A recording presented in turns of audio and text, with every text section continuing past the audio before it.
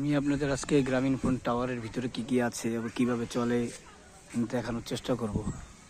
দেখেন গ্রামীণের এগুলো হলো অনেক পুরাতন সাইট, না হলো 15-20 বছরের আগে এগুলাই প্রথম হইতো।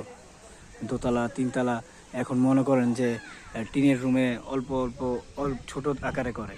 এখন তো মোটামুটি বন্ধই আছে আপনার টাওয়ার নতুন করার। তারপর আপনাদের আমি সব কিছু দেখাবো ইনশাল্লাহ, যতটুকু পারি চেষ্টা করব দেখাবো। দেখেছেন কেউ নেই, এই যে আমার কাছে ডিজিটাল লক চাবি আছে, ওই ওই ওনাদের অফিস থেকে ফোন দেওয়া হবে। ফোন দেওয়ার পরে আমাকে একটা ভেরিফিকেশন কোড দিবে, তারপর আমি ভিতরে ঢুকতে পারবো, চাবি তালা খুলবে। ইনশাল্লাহ আপনাদের আমি দেখাতে চেষ্টা করব। আমার সাথেই থাকুন।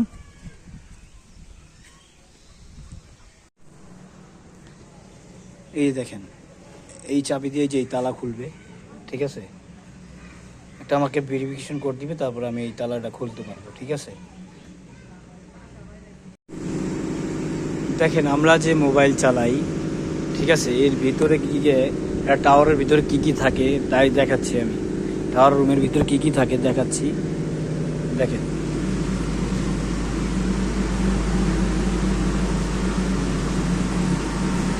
এটা হলো নেটের BTCL এর, ঠিক আছে। বিভিন্ন প্রোডাক্ট আছে, সব নাম তো জানা যায় না, যতটুকু আমি জানি ততটুকু আমি বলছি। এই পাওয়ার জেনারেটর চলছে, জেনারেটারে এইখানে থেকে ডিস্ট্রিবিউশন হয় MDB বক্স। এটা একটা সাইড কোড আছে, এই সাইড কোডটা হলো এই দেখেন। ব্যাটারিগুলো দেখেন, লিথিয়াম ব্যাটারি।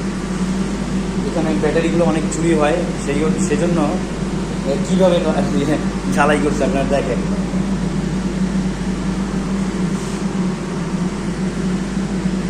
টাওয়ার থেকে ব্যাটারি অনেক চুরি হয়, অনেকবার শোনা যায় টাওয়ার থেকে ব্যাটারি চুরি হয়। যেটাকে বলে রেকটিফায়ার। এটা আপনার যে এসি পাওয়ার যত কিছু আছে সব কারেন্ট এখানে আসবে, এখান থেকে ডিস্ট্রিবিউশন হয়ে চলে যাবে। এটা হলো সোলারের কন্ট্রোলার, ঠিক আছে। সোলার উপরে সোলার আছে ছাদের উপরে, সেটাও আপনাদের দেখাবো কিছুখানি।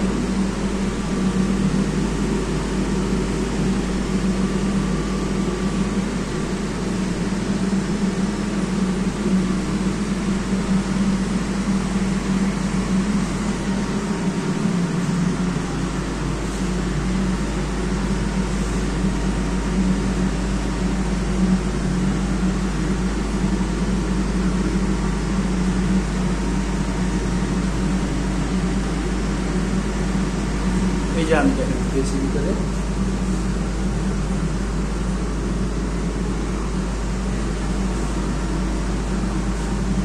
আশা করি আপনারা বুঝতে পারছেন টাওয়ারের কি থাকতে পারে।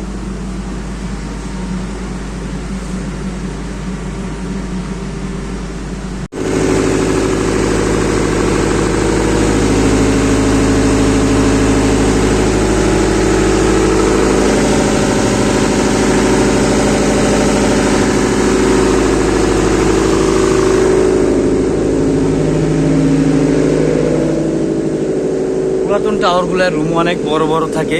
এই দেখেন এইটা হলো জেনারেটর রুম, এই হলো 2টা গেট, ঠিক আছে, আপনাদের দেখানোর জন্য। এখানে আমার আপাতত কোনো কাজ নেই, হয়তো আমি চলে যাব এই হাওয়ার বাড়ি দিয়ে। আপনারা আমার সাথেই থাকুন। জেনারেটর রুমটা দেখছেন, এখন হয়তো আরও আপনাদের টাওয়ারের সাইডগুলো দেখাবো, কিন্তু ওগুলা এরকম না হয় টিনের রুম, বিল্ডিংয়ের মতন এখন না নেই। এখন ক্লোজ করে চলে যাব, ইনশাল্লাহ আবার দেখা হবে। আমার চ্যানেলটি সাবস্ক্রাইব করুন, ভালো লাগলে লাইক কমেন্ট দিয়ে আমার সাথে থাকুন।